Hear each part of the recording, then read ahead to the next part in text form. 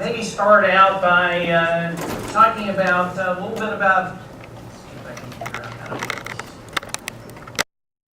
A little bit about who ACEEE is. We're one of those people that nobody really knows much about, but we are the energy efficiency think tank. We're based in Washington, D.C., and though we're in Washington, D.C., my colleague Maggie Molina, who leads our state's efforts here at ACEEE, and I probably spend 85% of the staff time actually working out in state and localities across the country.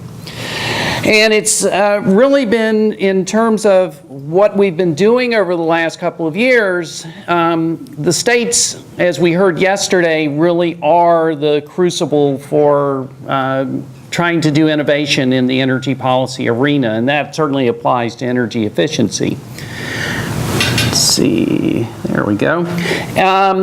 Energy efficiency has become an important issue in the Southeast. Maggie and I have been working together for the last 7 years, and a lot of our efforts have really been focused on the growth of energy efficiency as a resource, with much of that focused in the South. I think it's important to put some things in context.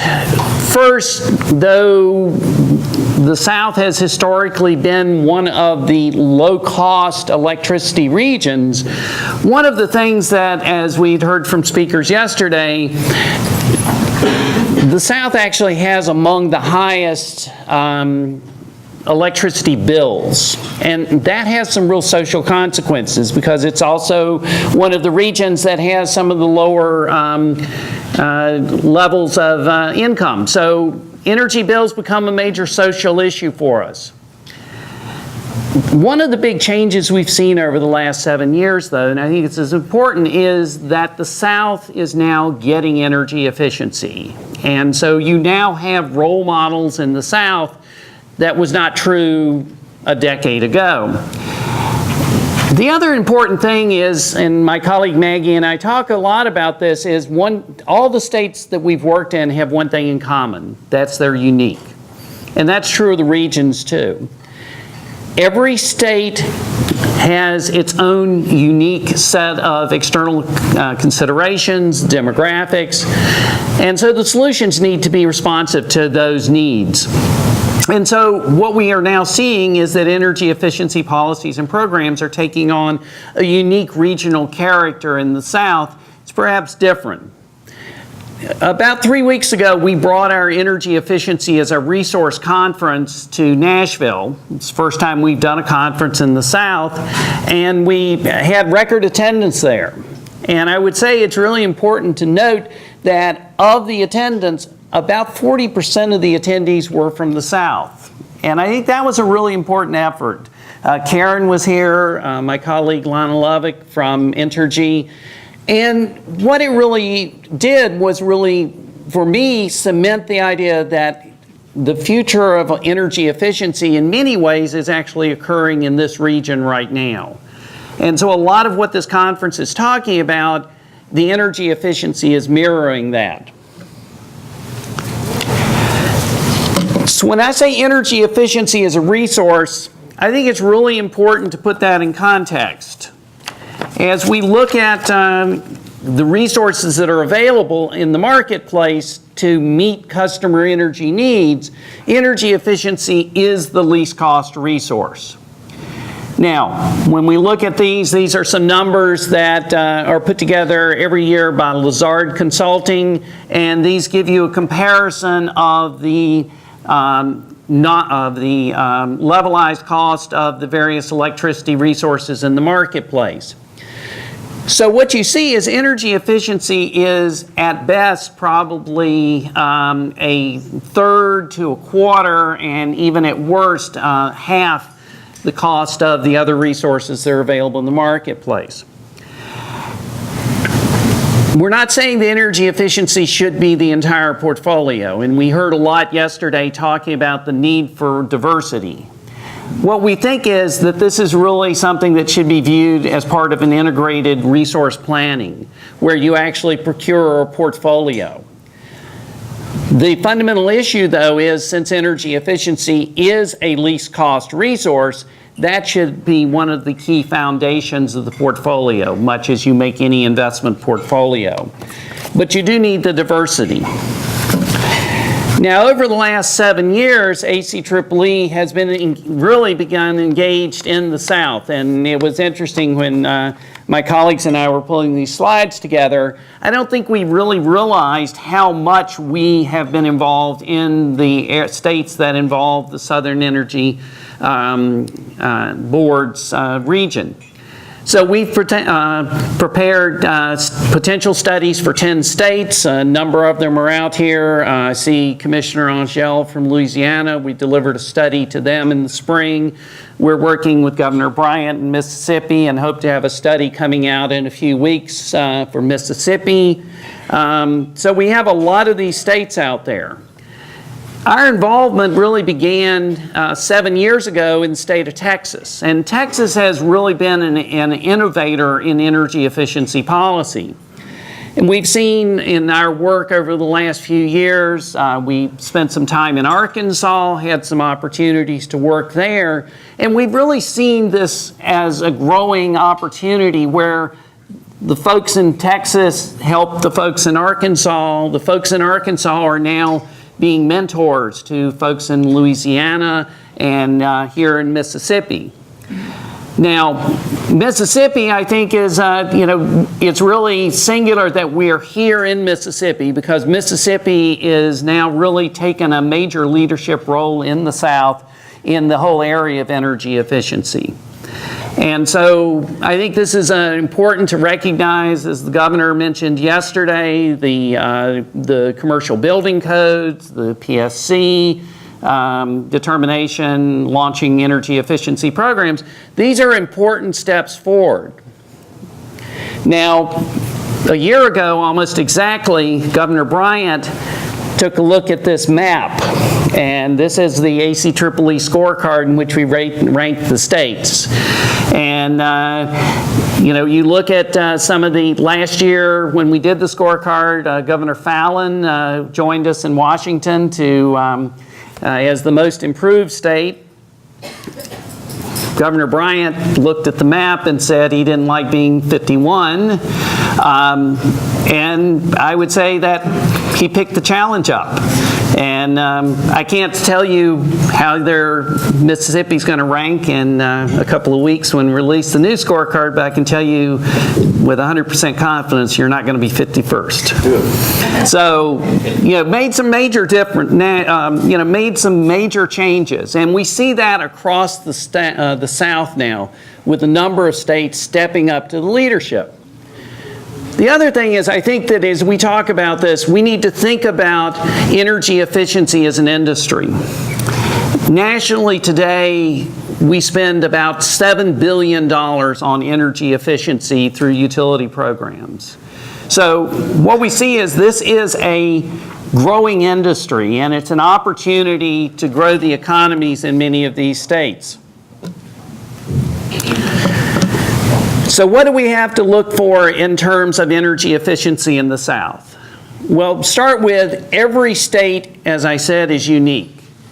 The South has a couple of common attributes that I think are really important, and this is why maybe programs from California or Massachusetts may not be applicable.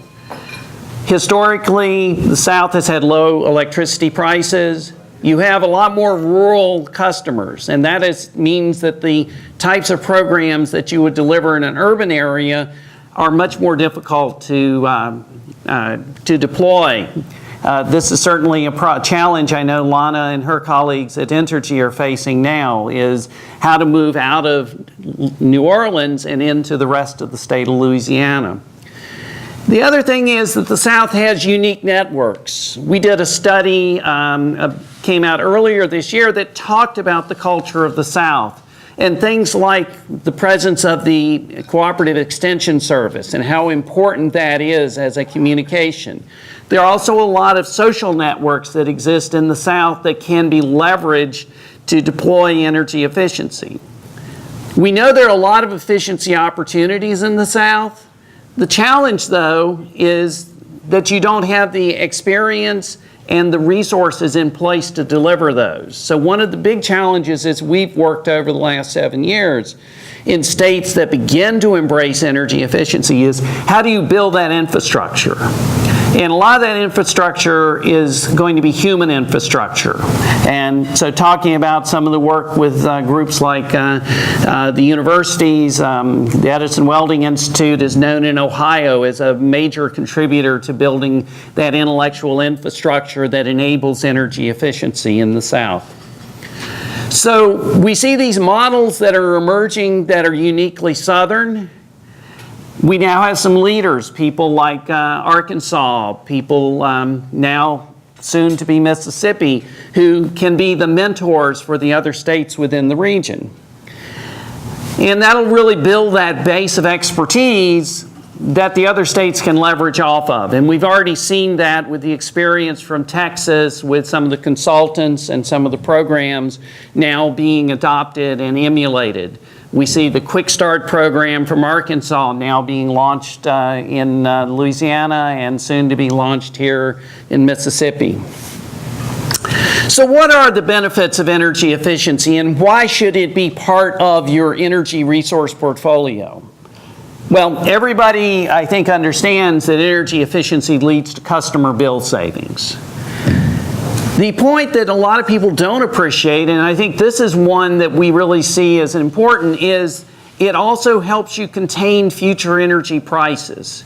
Because energy efficiency is a least cost resource, it means investments in energy efficiency avoid the need to build expensive new generation or transmission lines and allow you to more effectively utilize the resources that the utility has in place. Energy efficiency is also an economic development strategy. A couple of reasons for that. First, the bill savings that the companies realize through energy efficiency immediately transfer into additional profits, additional revenues that can be recycled within the local economy.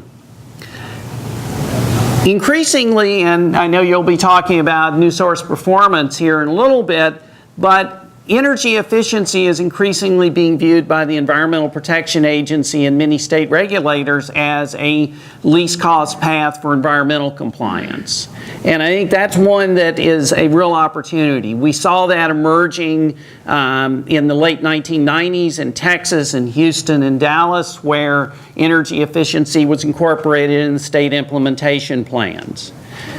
We are beginning to see that in many other states. And this is an opportunity to avoid investments that would otherwise need to be made within the utility or industrial infrastructure for environmental compliance. It also, as we heard from the president of Entergy, it helps vulnerable families and businesses make ends meet. So there's a social benefit to that of helping those that can't help themselves. And then finally, an issue that certainly I know is important to many of the folks here on the Gulf Coast, which is assurance on energy reliability and availability. And efficiency has a major role to play in that area. This is a chart from our colleagues at Ceres in Boston, and what they did is they looked at cost versus risk in terms of how you can protect utility generation resources. And what you see is, much as we saw with the energy resource costs, energy efficiency lies at the bottom as the least cost resource that provides the greatest reliability to the system. So in conclusion, I think I can say after the last 7 years, and certainly after the last 7 months, that energy efficiency is hot here in the South. Awareness is growing on the value of energy efficiency. We see that with people like Commissioner Angel, with Governor Bryant and his team here in Mississippi. It's a least cost resource. It has the opportunities to improve the economy and the environment. It helps to manage risk. And this is not something that is just a regional trend. It's not something that happens in California and in the Northeast. It's happening here in the Southeast, and it's making a difference.